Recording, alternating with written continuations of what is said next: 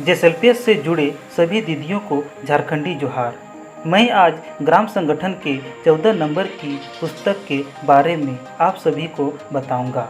इस पुस्तक को बताने का कारण है कि बहुत सारे वीओई दीदियों ने हमको पर्सनल फ़ोन की और वीओ का मासिक प्रतिवेदन कैसे भरें इस पर वीडियो बनाने के लिए बोली है, तो उन्हें निराश ना कर आज के वीडियो को शुरू करते हैं।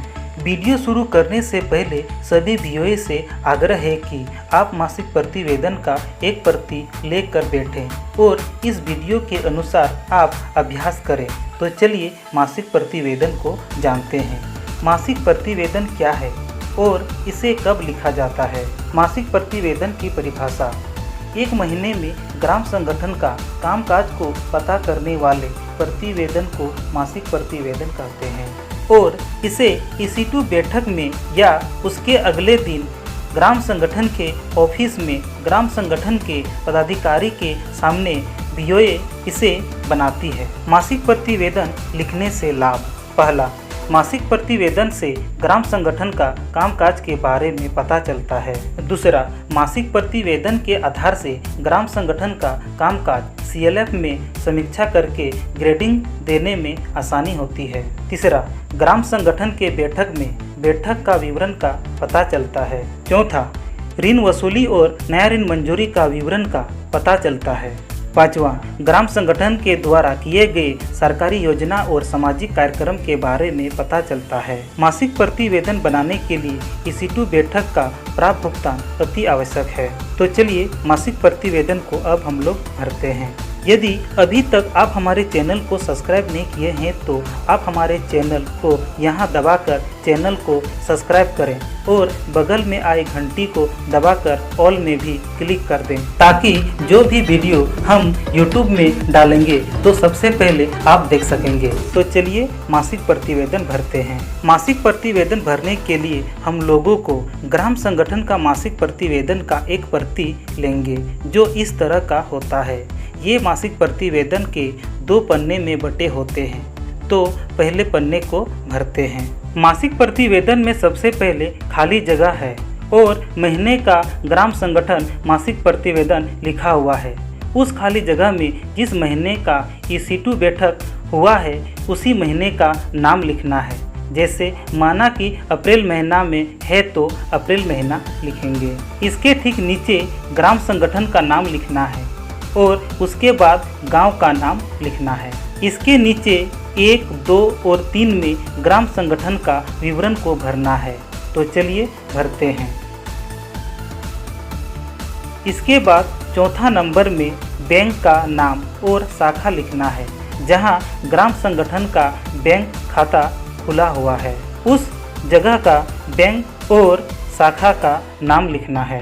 उसके नीचे ग्राम संगठन बैंक खाता संख्या लिखना है। खाता में जो संख्या होगा उस संख्या को यहाँ पर लिखना है। 5वां नंबर में गांव के समूहों में शामिल नहीं हुए परिवारों की कुल संख्या को यहाँ लिखेंगे और उसमें कितना गरीब है उसका संख्या यहाँ लिखेंगे और अति गरीब जितना है उसका संख्या को यहाँ लिखेंगे।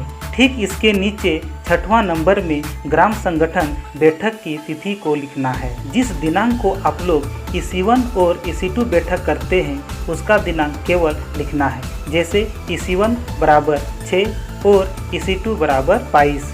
अब 7वां कॉलम में ग्राम संगठन बैठक संख्या यहाँ पर लिखेंगे। अब तक कितना EC1 और EC2 बैठक हुआ है उसका संख्या लिखना है। जैसे EC1 8 हुआ है और EC2 9 हुआ है तो लिखेंगे EC1 बराबर 8 और EC2 बराबर 9।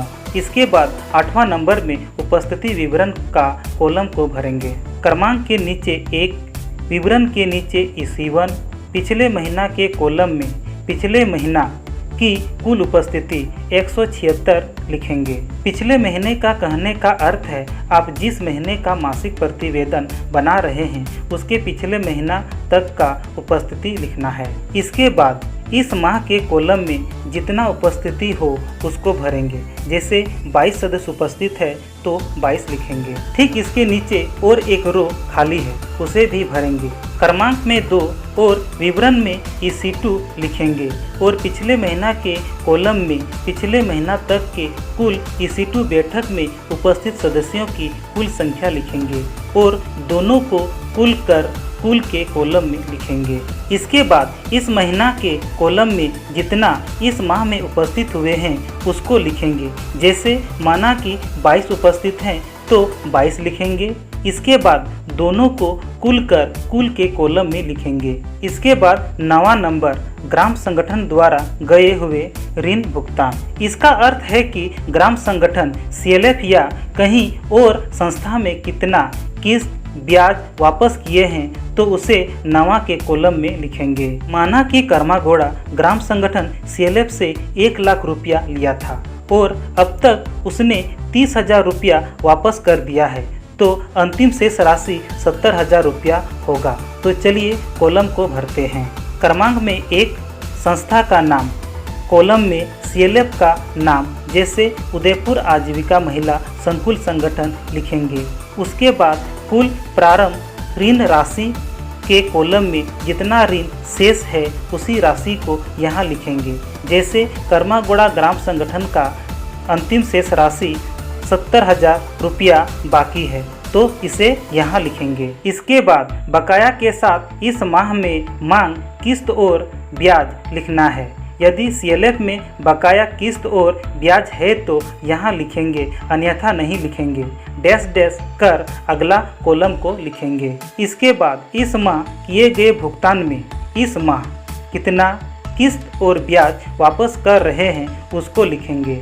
जैसे कर्मागोड़ा ग्राम संगठन 5,000 रुपया किस्त वापस कर रहा है तो किस्त में 5,000 रुपया लिखेंगे और ब्याज 70,000 रुपया का ब्याज वापस करना है तो ब्याज के नीचे 350 रुपया लिखेंगे और अंतिम कॉलम में प्रारंभ राशि को इस माह भुगतान किए राशि को घटाकर शेष ऋण राशि में लिखेंगे और यह शेष राशि अगले महीना प्रारंभ शेष राशि होगा। इसके बाद 10वां कॉलम आय व्यय का विवरण कॉलम को भरेंगे। इस कॉलम में यदि ग्राम संगठन का लाभ आया है तो आय का विवरण के तरफ लिखेंगे और राशि ग्राम संगठन का जा रहा है तो व्यय का विवरण के तरफ लिखेंगे। आय कहने से क्या समझ में आता है?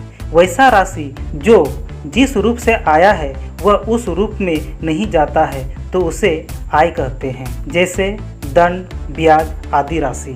और व्यय कहने से क्या समझ में आता है? वैसा राशि जो जिस रूप से जाता है और वह उस रूप में ही वापस नहीं आता है तो उसे व्यय कहते हैं। जैसे सफर खर्च, दंड आदि। तो चलिए आय व्यय को भरते हैं। इस महीना ग्राम संगठन को 1,650 रुपया ब्याज आया है तो समूह का ऋण पर ब्याज पर 1,650 रुपया लिखेंगे और दंड 10 रुपया आया है तो उसे दंड के जगह लिखेंगे और कुल आय में जोड़कर लिख देंगे। अब व्यय के तरफ के कॉलम को भरेंगे। माना कि सफर खर्च 150 रुपया और CLF में ब्याज 350 रुपया जमा करना है तो इस तरह लिखेंगे। संकुल संघ को ब्याज वापसी में 350 रुपया लिखेंगे और सफर खर्च में 150 रुपया लिखेंगे और दोनों को कुल कर कुल व्यय में लिखेंगे। अब आय और व्यय के कुल को तुलना करेंगे।